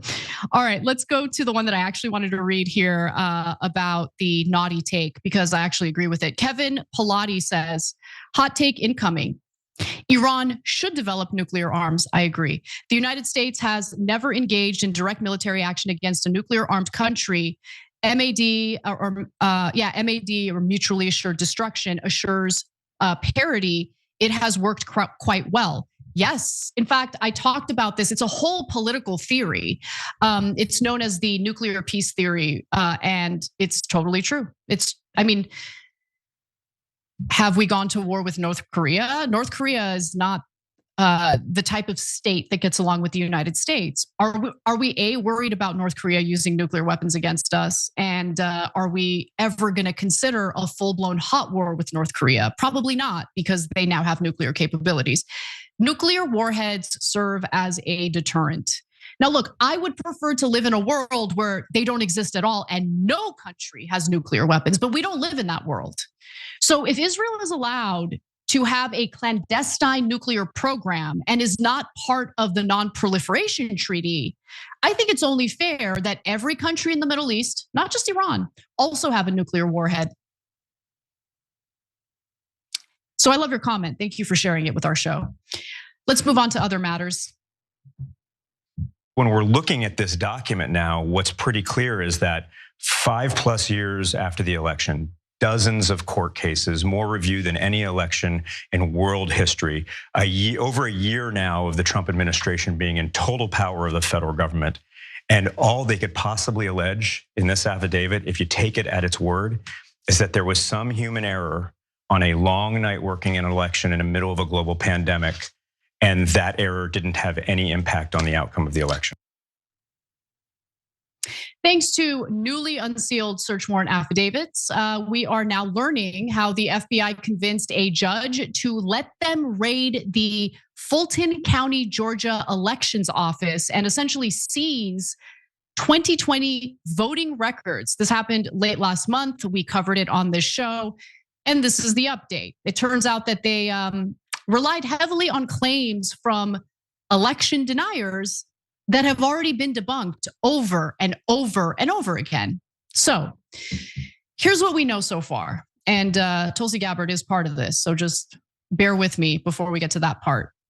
In 2 search warrant affidavits, authorities said that they were looking for evidence that would determine whether discrepancies in the Fulton County vote tabulation were the result of intentional wrongdoing that could constitute a crime. So let's just pause before I give you more. We are still talking about the 2020 election because Trump can't let it go, even though he is the current president of the United States. Just let that sink in. So the affidavits didn't identify any Fulton County officials as a target of this probe. It didn't cite any evidence that any specific crime had occurred, but they got that warrant anyway. Instead, the documents rely on accounts from 11 people, many of whom are prominent election deniers or members of Georgia's Republican-controlled state election board, to suggest unknown persons may have purposefully sought to tamper with the country's, or the counties, I should say, with the county's 2020 results. Now, one claim in the affidavit comes from a Georgia resident who said that there were 17,852 missing ballots, or I'm sorry, missing ballot images in Fulton County. What is that? Missing ballot images? The images part is important here. Fulton County officials noted that at the time, the law did not require them to maintain ballot images, like a photo of everyone's ballot. So missing ballot images do not mean ballots are missing. Gabriel Sterling, a former top election official in Georgia, noted in 2021, the election officials have all of the actual ballots that have been counted 3 times. Do you guys remember that? So there were demands that, Georgia do a recount, do a recount, do a recount. I mean, the idea that the Trump campaign didn't have their opportunity to investigate and prove that there was widespread voter fraud is laughable, to say the least. I mean, dozens of times they went before a federal judge and lost because they didn't have a case. They didn't have evidence. Rudy Giuliani even admitted as much during one of the court cases. Okay.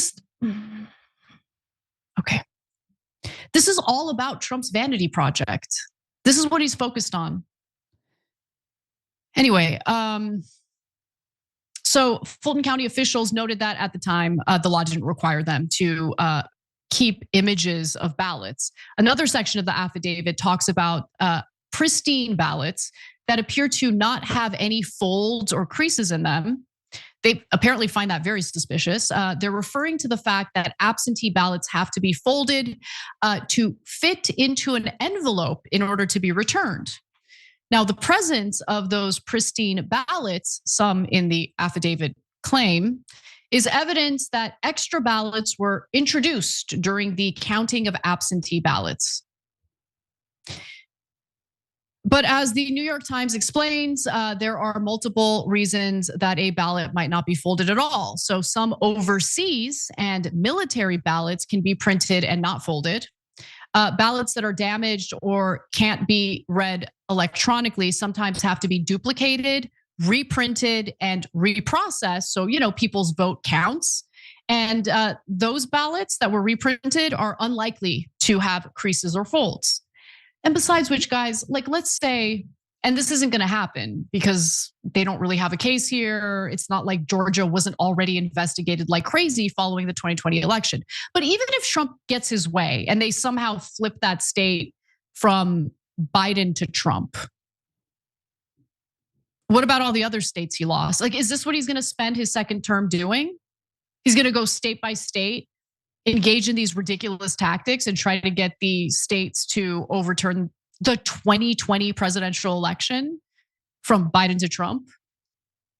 And remember, unfortunately, like Trump is president now. What are you trying to accomplish with this? But okay.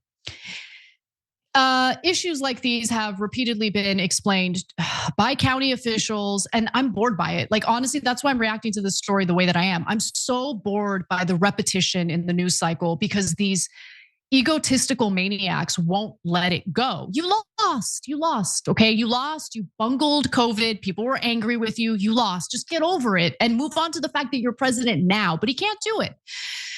The FBI and Justice Department had previously investigated many of the affidavits' claims and interviewed many of the same witnesses and had concluded they were not supported by the evidence, according to people familiar with the matter who spoke on condition of anonymity to discuss details of the investigations. All right. Now, at least 11 lawsuits challenging the 2020 election results in Georgia have been filed, and none have proved that there was widespread voter fraud. The errors cited in the affidavits would not have been significant enough errors to even sway the outcome of the election in Georgia. And that's according to multiple independent reviews. And thanks to the affidavits, we also know more about who's behind this probe. So the FBI says that the investigation began thanks to a referral, not a federal, a referral that was sent by Kurt Olson. That's one of the election deniers who was recently appointed to an important role in the White House because of course he was. Here's more about Olson.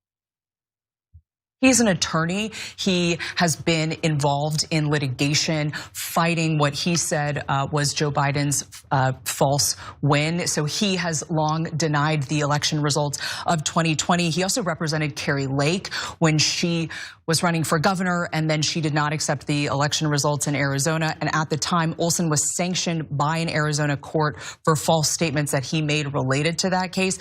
He now is overseeing these investigations. The CIA confirmed to me today that the president has asked Mr. Olson to look at intelligence related to the 2020 election, and the agency, the CIA, is ensuring that he has the access necessary to do his work. Politico is reporting that he has access to sensitive intelligence. All right, so that's Olson, great. Really happy about this. Now, given how weak the affidavit is, many elections experts are shocked that a judge even agreed to sign off on the warrant. Remember, when I originally covered this story, I was like, okay, this raid is super fishy, but there was a judicial warrant and you've got to make a case before a judge in order to get the judge to sign off on this. Many of you argued, well, it could be a Trump appointed judge who's super biased, and that was definitely a possibility. But here's what's going on. David Becker, executive director of the Nonpartisan Center for Electronic Innovation and Research, is one of the people who was shocked by the fact that there was a judicial warrant to do this raid. Let's hear a little more from him, and then I'll fill you in on more.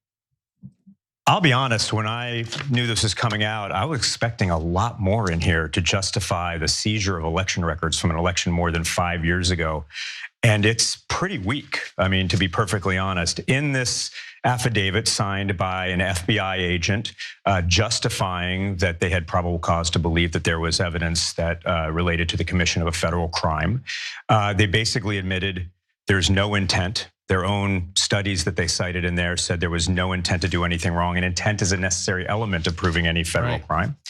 They didn't have any allegations with regard to election theft at all. In fact, they admit that the ballots were counted 3 times, once entirely by hand, and confirmed the results in Atlanta and in Fulton County. They don't mention anything about foreign interference or a foreign nexus, which would have been necessary to invoke any jurisdiction for the Director of National Intelligence, and she was, of course, inside that room. So that final point about DNI Director Tulsi Gabbard is a very important one, and one that I want to focus on a little bit here, because she had written in a letter to Congress that the Bureau's investigation into ballots cast during the 2020 presidential election in Georgia was a national security issue. What a pathetic ghoul this woman is. Absolutely pathetic.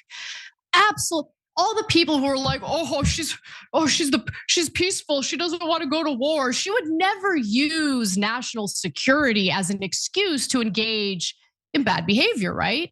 In abuses of power, but here we are. As the US government's top intelligence official, ain't nothing intelligent about this cult leader, Gabbard asserted she had robust authority to oversee matters involving foreign intelligence and counterintelligence threats. You are a useless hag, Tulsi, and I mean that in every sense of the word. Useless. All the people who were excited about you serving in this role because they thought that you would provide, some protection for the American people so we don't engage in more of these foreign wars. Well, you failed miserably, didn't you? But in the meantime, you're choking on Trump's. Let's move on. So the affidavits said nothing at all about possible foreign meddling. Nothing at all. And earlier this week, the New York Times also reported that Trump had told her to investigate the 2020 vote. You got to do that. You get it done. The day after the search, Gabbard arranged a call between Trump and FBI agents in which he praised and thanked them for their work on the inquiry. Now that the affidavits have been released, Senator Mark Warner, the vice chair of the Senate Intelligence Committee, is demanding answers about Tulsi's presence during that FBI raid at the election facility in Georgia. He says, quote, "So why was the director of national intelligence there? When the nation's top intelligence official inserts herself into a matter with no connection to a foreign threat, it's hard to escape the conclusion that the objective was political, namely getting back into Donald Trump's good graces, and that her presence was meant to lay the groundwork for baseless claims of foreign interference." Bingo. Tulsi Gabbard showed us who she is a while back, and people decided to shoot the messenger rather than maybe consider what Tulsi's record said about her as a person, what her unwillingness to be interviewed by me when she had previously agreed to do a joint interview with me and Cenk. This was during the 2020 election when she was running in the Democratic primary. When she realized that I had looked at her record, she demanded that I get booted from the joint interview. I wonder why.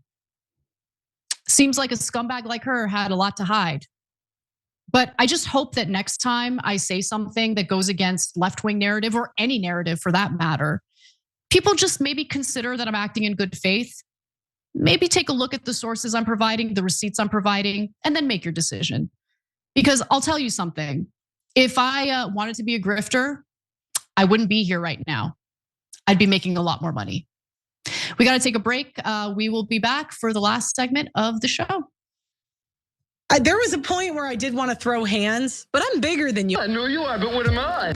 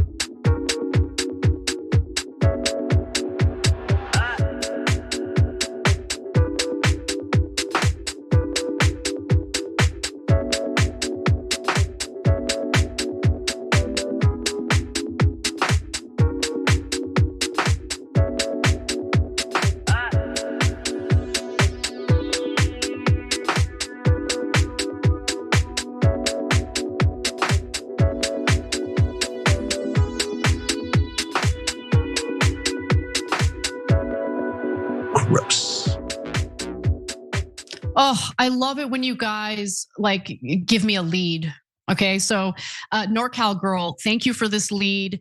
Guys, if you don't mind, and I'm talking to my producers here, can you copy and paste this comment and email it to me, because I do want to look into this. So NorCal Girl says, hi, Anna, I was hoping TYT could look into a story about how the Bay Area may end up losing most of our BART system. That's the public transportation system in San Francisco.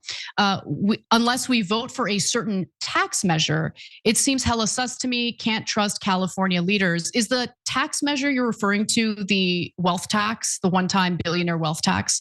I'm really curious, like which tax you're talking about. But I will look into this because I'm always looking for California-based stories to investigate. That's what I'm doing for Real Clear Investigations. I am their reporter for California. So, and check out my work there. It's like honestly the hardest work I do because it's not about opinion. I have to show my work. I have to conduct interviews, do investigations. It's very time consuming. It's very difficult. I was up till 3 a.m. last night working on this piece. But it's so fulfilling. Like it makes me proud every time I'm able to file something new. All right, Michael Cotavelli writes in and says, since the Janet Jackson incident, the Super Bowl performance is on a slight delay so they can bleep or censor any F words or wardrobe malfunctions. That's it. I thought they would have had that already, but okay, if they started implementing that policy after the nip slip, fine. I mean, I wasn't personally scandalized by it. I've seen my fair share of boobies, and they don't really offend me. But I know that there are people out there who are very offended at the sight of an areola. Knight of Mirage Odyssey says Israel really wants that Iran war ASAP, right before Trump's own supporters turn on him and push to impeach his weak sellout self. Total betrayal. Yeah. I think they're going to get the war they want. By the way, can I just say, it was either yesterday or the day before, I was doing a story on Israel and I said something along the lines of, no, I don't believe in Israel's right to exist if they don't believe in Palestine's right to exist. Canary Mission clipped out me saying, I don't believe in Israel's right to exist. And they're like losing their minds about it. Good, get effed. Lose your mind about it more. I hope you bitches are watching now. I hate you guys. Loathe you guys. The whole world does. So revel in it. And I'm not gonna stop. I'm gonna keep running my mouth because you guys are genocidal freaks. All right, let's go to Timmy D's who says, you can't negotiate. Oh, I already read that, sorry. Gotta get back to the show.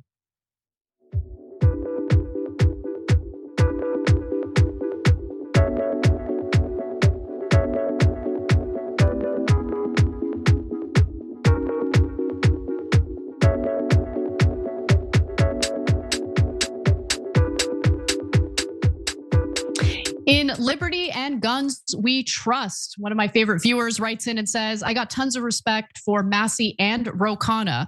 This is the kind of unity we need, just like TYT's alliance with libertarians and conservatives. Hyper MAGAs are annoying AF. America first. Listen, I love this country. I want to see our people thrive, regardless of their political ideology. And I'm willing to work with anyone to make that happen. And so there's like a certain freedom and a certain like weight that's lifted off you once you kind of see the world and our country for what it is. And you understand that like these efforts to pigeonhole every single one of us under like a label or a political banner, it's meant to get us to hate each other. And I refuse to do it.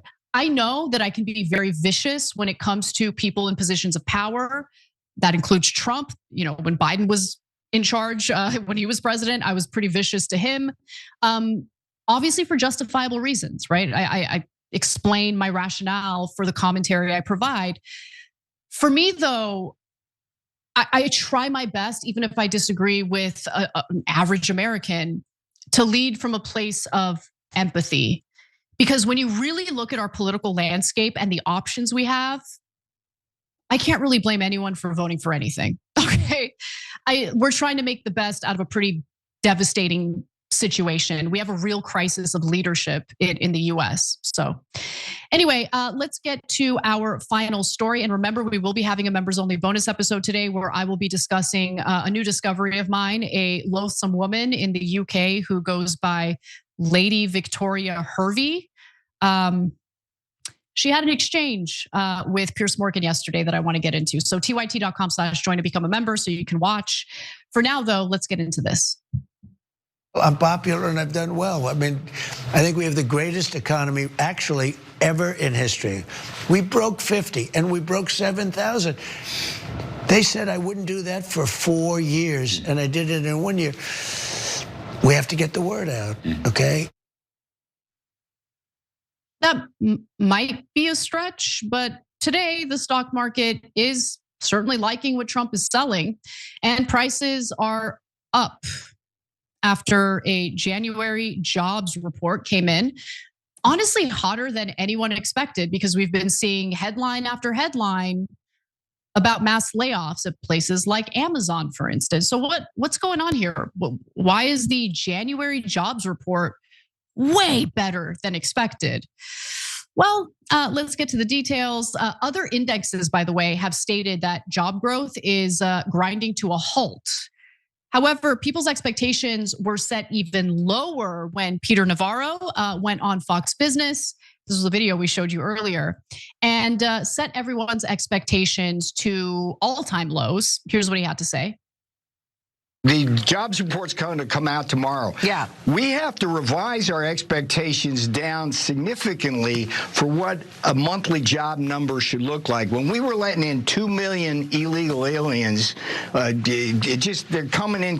We had to produce 200,000 jobs a month for steady state. And by the way, all of the jobs that we were creating in Biden years were going to illegals. Americans were going to the unemployment lines. That's totally reversed. And now 50,000 a month is going to be more like what we need. So Wall Street, when this stuff comes out, they can't rain on that parade. They have to adjust for the fact that we're deporting millions of illegals. That's a good out point. Of our job market. But it sounds like you're expecting a weak number tomorrow. No, not expecting a weak number. I'm just saying that going forward, when we see a number under 100,000, we don't wring our hands. We say, yeah, that's going to be steady state. Now, a group of economists surveyed by the Wall Street Journal predicted that the economy would add 55,000 jobs. But this morning, the Trump administration claimed that the US added 130,000 jobs in January. And I just don't believe it. I think that's inaccurate. So I'll explain why in just a minute, but Trump immediately called for lower interest rates. Because remember, the only thing Trump cares about is more money printing, okay? Give me the money, okay? Cheaper debt, quantitative easing, it's destroying our economy, it's creating asset bubbles, it is creating this K-shaped economy, right? More wealth inequality, just give me the low interest rates. Here's what he wrote on social media. Great jobs numbers, far greater than expected. The United States of America should be paying much less on its borrowing, meaning its bonds. We are, again, the strongest country in the world and should therefore be paying the lowest interest rate by far. Okay, so here he's talking about US bonds, and he wants US bond investors to get a lower return on investment. That's the argument that he's making here. Okay. The January jobs report also stated, we've had enough of him, okay? We've had enough of him, he's a liar, we don't need to regurgitate his lies. So let's get to the reality here, because the January jobs report also stated that wages rose by 0.4% and that the unemployment rate fell by 0.1% to 4.3% total. Now, remember, the jobs report doesn't count people who are underemployed. So for instance, if an individual worked literally 1 hour a week, that person is considered employed. So they are not included in the unemployment numbers. If a person has given up on finding work, they are not included in the unemployment numbers. But it's worth digging into these numbers a little more by taking a look at this graph, okay? So even if we take the Trump administration at their word, the net gain of 130,000 jobs is not all that much when compared to previous years. Furthermore, almost all of the new jobs were in just two sectors: healthcare and social assistance. Now, look, that shouldn't surprise you guys because our population is aging. And so there is more and more need for healthcare workers. So if you happen to be a younger viewer of the audience, you don't know what you want to do with your life, you just want to find gainful employment, turns out that the healthcare sector is the place for you. Now, the government didn't just release numbers from last month. It also changed numbers from previous years, and this is very relevant, okay? So annual revisions to the jobs count benchmarked against census data showed that for the April 2024 through March 2025 period, payrolls or payroll growth was 898,000 jobs lower than initially stated.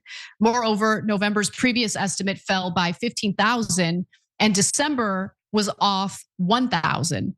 For the final 6 months of 2025, the economy lost a net of 1,000 jobs.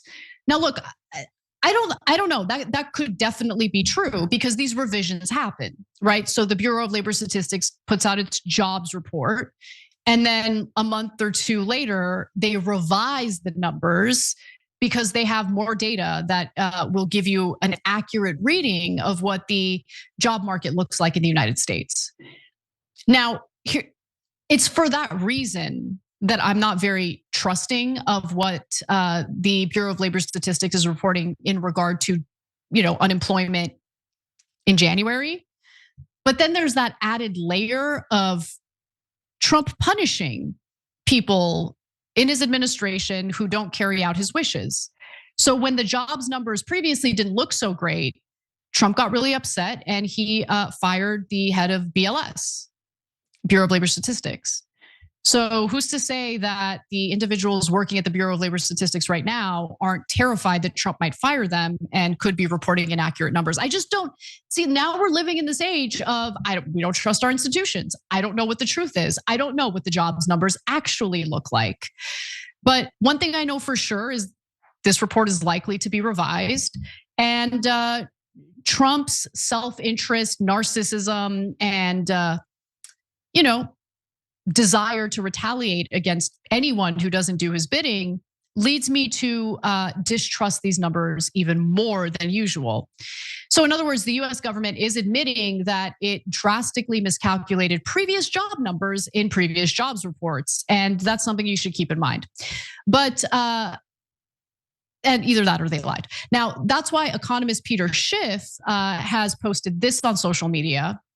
The better than expected 172,000 jobs supposedly created in January are just as likely to be revised substantially lower as the major downward revisions to prior months that were also reported today.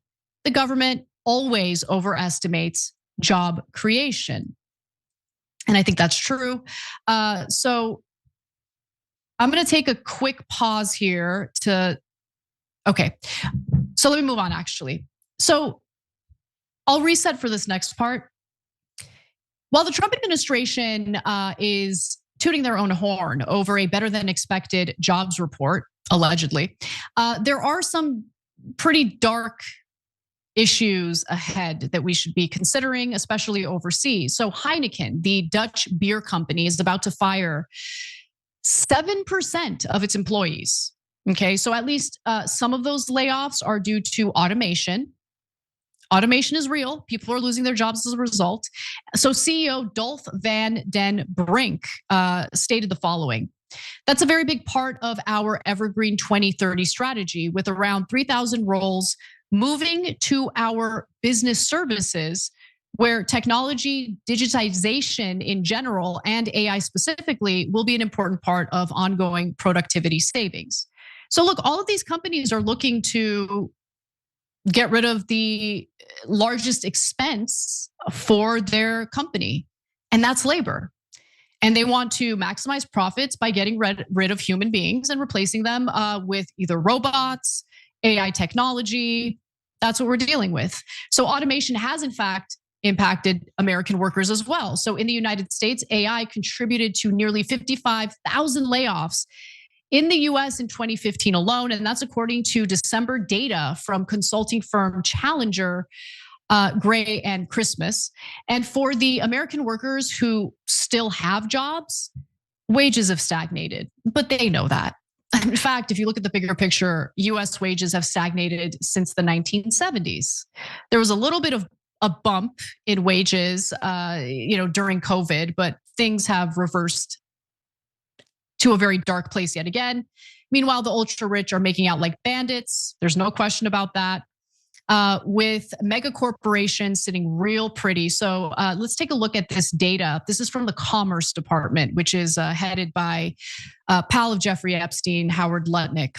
So you're looking at a corporate profits versus labor compensation as a percentage of gross domestic income. So corporate profits have risen from about 7% in 1980 to about 12% today. Meanwhile, compensation for labor has decreased from about 58% to about 51%. In other words, capital is taking more of the economy's rewards, which means laborers are getting less.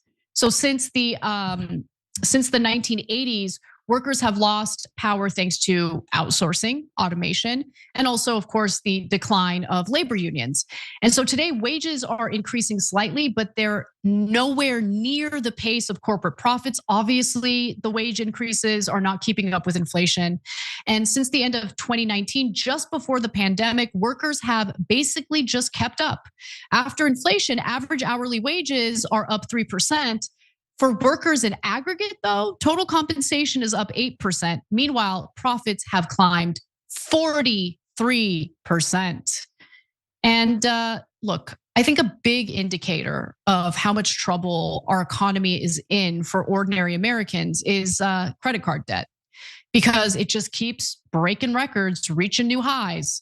Credit card balances hit a fresh high in the fourth quarter, rising by $44 billion to $1.28 trillion, according to a new report on household debt by the Federal Reserve Bank of New York.